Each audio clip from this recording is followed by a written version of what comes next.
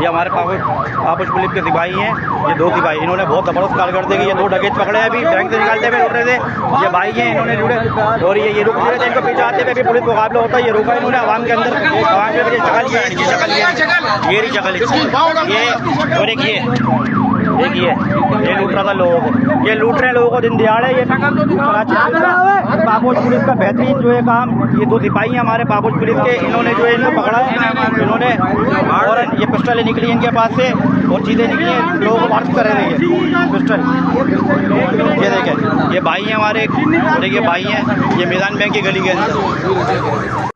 کیا نام ہے تیرا؟ سفیان۔ باپ کا نام کیا ہے؟ اشرف۔ کیوں پکڑا تجھے؟ ڈکیٹی میں۔ کہاں ڈکیتی کی تھی؟ نیو کراچی میں۔ ہاں؟ نیو کراچی میں۔ کون سی والی ڈکیتی کی بات کر رہا تھا؟ وہ بیٹری والی نا۔ کتنے پیسوں کی تھی؟ 15 لاکھ کی۔ کون کون تھا تم لوگوں کے ساتھ؟ دلاور تھا، سلمان تھا، احتشام تھا اور میں تھا۔ اچھا، پیسے تو نے کہاں سے ریسیو کیے تھے جب ڈکیتی ہوئی تھی پیچھے؟ پل پہ سے ریسیو کیے تھے۔ پل پہ سے۔ پل پہ سے کیے تھے۔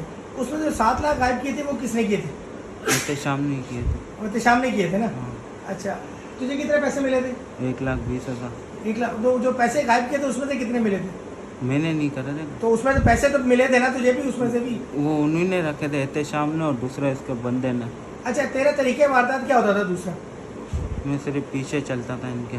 نہیں، یہ بینک والی وارداتوں میں میں اندر ہوتا تھا اور بتاتا تھا ان کو۔ کیسے اندر جا کے کیا کرتا تھا؟ یہ اپنا یہ بندہ نکل رہا ہے سب بتاتا تھا، میں ان کو پیمنٹ لے کے۔ اب تک کتنی وارداتیں کرا چکا تھا؟ تقریباً 250-300۔ 250-300 وارداتیں۔ تو اتنا پیسے کدھر گئے؟ خرچ ہو گئے سر۔ اتنے پیسے؟